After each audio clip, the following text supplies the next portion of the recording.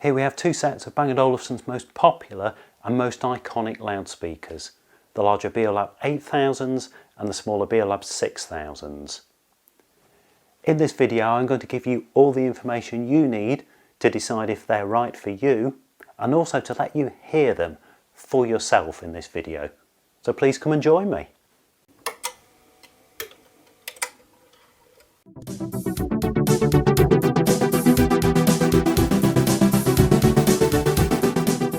If you're new to the channel, I'm Steve from Sounds Heavenly.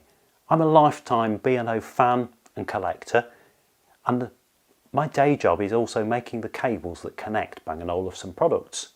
So I'm always happy to help if you've got any questions about how to connect up or make the best use of Bang & Olufsen products, whether that be TVs, music systems or speakers. Please drop me a line at my website at soundsheavenly.com and I'll be pleased to help. So, on to the speakers. The Beolab 6000s and 8000s that we're going to hear in the video were, I think, by far Bang & Olufsen's most popular loudspeakers. From their introduction in 1992 to the end of production in 2010, it's my understanding that around about 250,000 units of each variant of speaker were sold, and as far as I'm aware, that is absolutely unprecedented for a small company like Bang & Olufsen. That means that now, in 2021, on the pre-owned market, you will see a good choice of both of these speaker variants in almost every country of the world. And that means that they're probably going to be most people's introduction to Bang & Olufsen. At this point, I must say a big thank you to Lee at bobuyer.co.uk for kindly loaning me the smaller Beolab 6000s that we're going to hear in the video. So if you're looking for Beolab 6000s or 8000s, please check out bobuyer.co.uk. And these speakers will be going back to Lee in the next few days, but before they go, I'll be covering some more videos to explain a bit more about connecting them and using them. But for today we're going to be listening to them. That's the key. And just before we do that, I'll give you just a very basic rundown on the differences between the speakers. The immediate differences in the height. At 132 centimetres high, Beolab 8000 doesn't dominate a room, but they're immediately noticeable, particularly with this iconic styling of the pencil base and the very, very heavy cast iron cube board that they sit on. Beolab 6000s are a little smaller at 110 centimetres high, so they're quite a bit more subtle and easier to hide around the room if you don't want something that's too prominent. They have the same basic design. They're a very strong aluminium tube with two bass drivers and a single treble driver in each speaker. There's also at the top of the column behind the grille a bass reflex port, which basically is a tuned tube that allows the speaker's bass response to be extended further. Each speaker has two amplifiers built in, one for the bass drivers, one for the treble. The difference is that in the smaller Beolab 6000s, those amplifiers are 59 watts apiece, whereas in the Beolab 8000s they're 143 watts each. So if my maths is correct, we're looking at 118 watts in total for the Beolab 6000, 286 watts in total for each Beolab 8000. The same treble driver is used in both speakers, although the bass drivers in the Beolab 8000 are slightly larger at 10 centimetres diameter instead of 9 centimetres diameter in the 6000s. So I'm going to play you a couple of tracks from my favourite local band, Marvel. If you've heard the channel before, no doubt you will have come across these tracks, Sound of the Sunshine and No Enemy But Time. I'll make no apology for featuring these tracks again. Firstly, because I love them. Secondly, because it means you can go back and forth between my back catalogue of videos and listen to the sound of the same songs on different Bang & Olufsen speakers. And that will hopefully help you to see how different speakers compare across the range and across the decades. There are timing links in the video description so that you can click back and forth as many times as you want between the two tracks across the different sets of speakers to hear the differences and similarities. A huge thank you goes to Marvel for kindly letting me feature your brilliant songs on my videos, so thank you for that. And I would say at this point, please pause the video, get yourself a really good pair of headphones to do the rest of the listening with. You don't want to be hearing these sound tests through your own loudspeakers, or even worse through laptop speakers, because you'll be hearing errors and coloration from your room. What you need to be doing is hearing these on a really good pair of headphones, then you can pick out the differences and similarities between the speakers. So over to Marvel, and then we'll meet up in a moment and talk about what we've heard.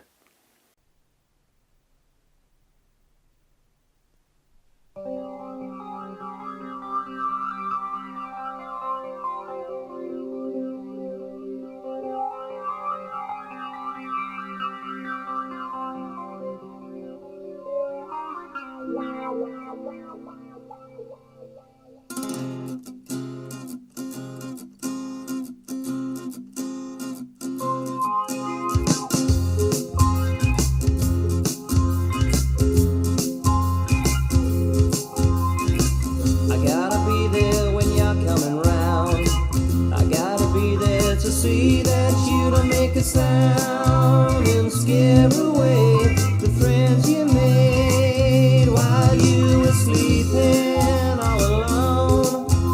There's nobody home but yourself and your mind floating around in your room, making foreign faces in the sound of the sunshine and the music in the rain. It always rains on the inside of my window pane, and the sound of the sunshine drives you.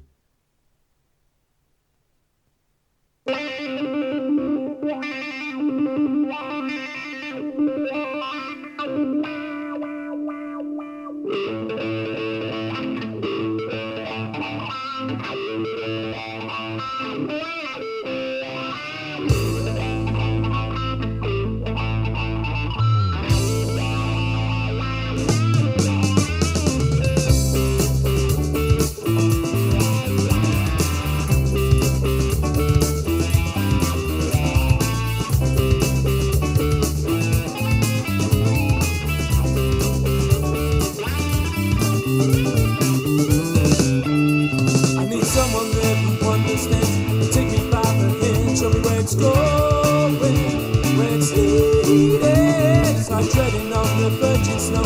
Steps ahead, I'll take along if you need me. Yeah, need me.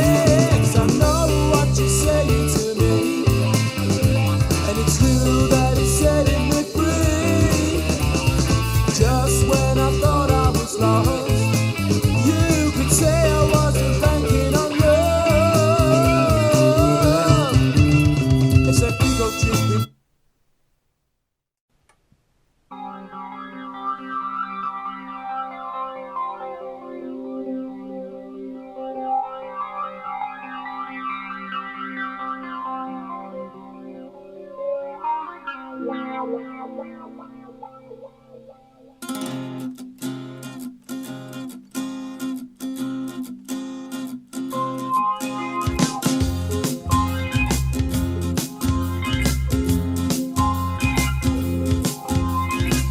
I gotta be there when you're coming round.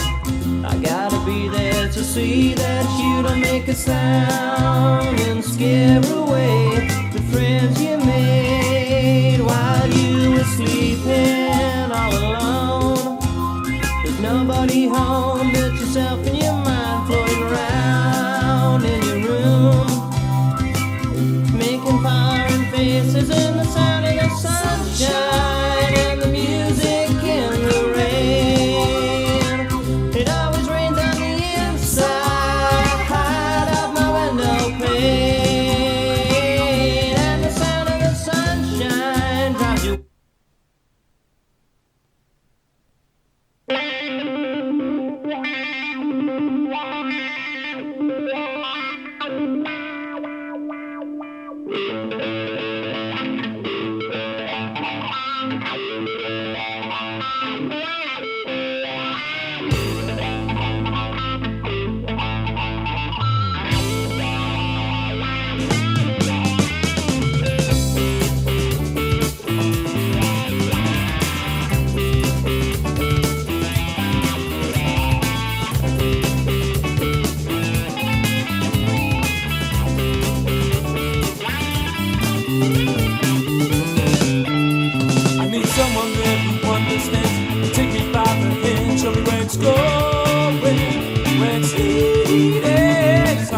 treading on the virgin snow.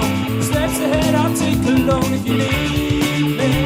You need me, 'cause I know what you're saying to me, and it's you that is setting me free. Just when I thought I was lost, you could say I wasn't banking on love. It's a I suspect the main thing that you've heard here is the same thing that I picked up on straight away. The bass power and depth of the larger Beolab 8000s is really quite enjoyable. They've got an energy and a life that comes from that bass, and it really drives along beat-driven music, whereas the lighter bass of the smaller 6000s is still there, it's still tuneful, but doesn't have the same sort of depth or energy. The higher mid-range and treble sounds are very, very similar between the two speakers, largely due to them sharing the same physical speaker driver for higher pitches. So, the question that you'll see time and time again on Facebook groups, on beowworld.org, which is one of the big B&O enthusiast sites, on Reddit, on Quora, is, do I buy 8000s or do I buy 6000s? And 9 times out of 10, people in the know will say, buy 8000, spend the extra money and get the better speaker. And that's not what I'm going to tell you. It's actually a little bit more complicated than that, and I'll explain why. If you just want one pair of loudspeakers for really good quality stereo listening, whether that's for any type of music or movies, then yes, the Beolab 8000s are the better speaker. But when they were new, and now that they're pre-owned, all through that time they've been priced accordingly. Prices do vary depending on age, condition and which country you're in, but on average you'll probably get 2 or 3 pairs of the smaller Beolab 6000s for the price of one Beolab 8000 pair. And that fact changes things. Because if you're looking to equip a home cinema, if you think that you could maybe get, with a little bit of haggling, 3 pairs of Beolab 6000s for a good 8000 pair, you can immediately get surround sound, and all you need is a good subwoofer, which doesn't have to be from Bang Olufsen. It could be Beolab 2, but it could equally be a Kef, Rel, Miller and Kreisel, or another brand of sub. And now immediately that subwoofer will put back the missing bass from these smaller speakers, and you can fill a room with sound. And you could do that at a fraction of the price of putting 4 or 6 Beolab 8000s in. So I'd very strongly advise you to consider the use case that you're going to put these speakers to. Whether it's going to be music, whether it's going to be movies, and also, depending on what you listen to, there are times when the smaller Beolab 6000s can really shine as stereo speakers. Of course, if you have a subwoofer to add, that's one of those times, but also if you like jazz, folk, light classical music, a cappella vocals, where there's no real depth of bass, or also if you listen to a lot of spoken word radio programs, the 6000s have a lovely sweet even tone across the mid-band and treble that's really, really nice, without being too deep or punchy or overblown with bass. So yes, in a straight A versus B comparison, Beolab 8000s are the bigger, stronger, better speaker. But all things considered, for subtlety, for value for money and sound quality, it isn't a simple case of you should buy one speaker over the other. Have a think about what you want to achieve and the budget you have. And as an owner of both of these sets of speakers in different rooms of the house, I would say that each has a valid place within your home and is an excellent way into Bang & Olufsen ownership. As I mentioned at the start, I make the cables that connect Bang Olufsen speakers. And as a result of that, I can say with confidence that you could use either of these sets of speakers with almost any audio or video system, whether that's Bang & Olufsen or another brand. There'll be some more videos coming in the next few days to explain that in detail. But if you've got any questions about how to use Beolab 6000s or 8000s with your chosen music source, then please drop me a line at soundsheavenly.com and I'll be happy to help. I'm going to leave you with an extra clip of music, the same 2 tracks, that hopefully will pique your interest and get you thinking a little further. So what I'm going to do is play you in the left ear the Beolab 8000, in the right ear Beolab 6000, so that you can hear how it would sound to actually match the speakers together. And they were intended for this. When they were new, a lot of people would choose Beolab 8000s as their front speakers and the smaller 6000s at the back of the room. And from the tracks you'll hear now, I'm sure you'll agree with me that that is a match made in heaven. It really works well, and it's a really good compromise to give you the rich, deep bass of the 8000s and then spread the sound around the room with the smaller, more subtle 6000s at the back. So have a listen. Please let me know in the comments what you think.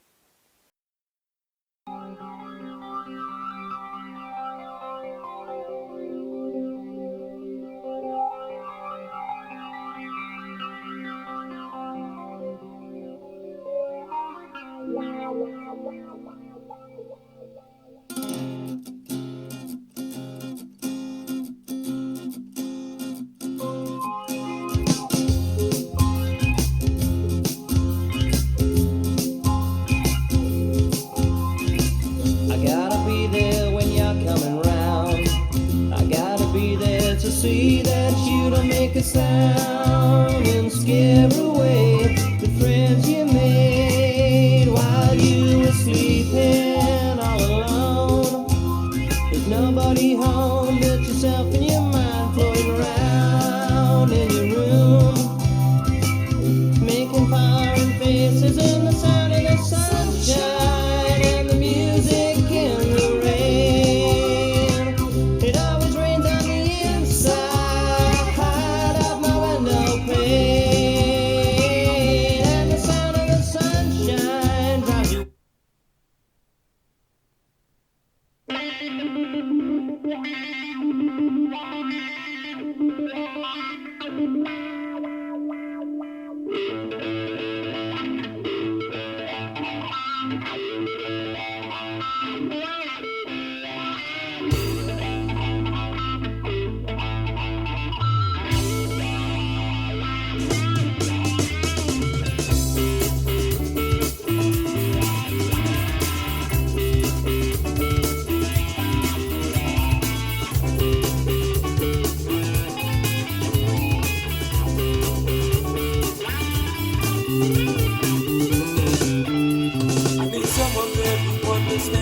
Take me by the hand, show me where it's going, where it's leading. So I'm treading on the virgin snow.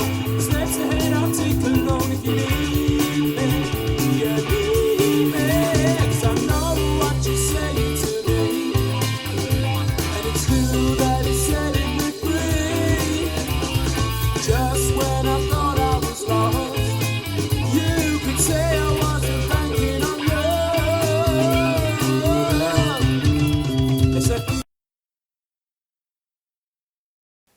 I hope this video has been helpful to you. So please let me know in the comments what you thought, and I will look forward to seeing you in the next video. Thank you for watching.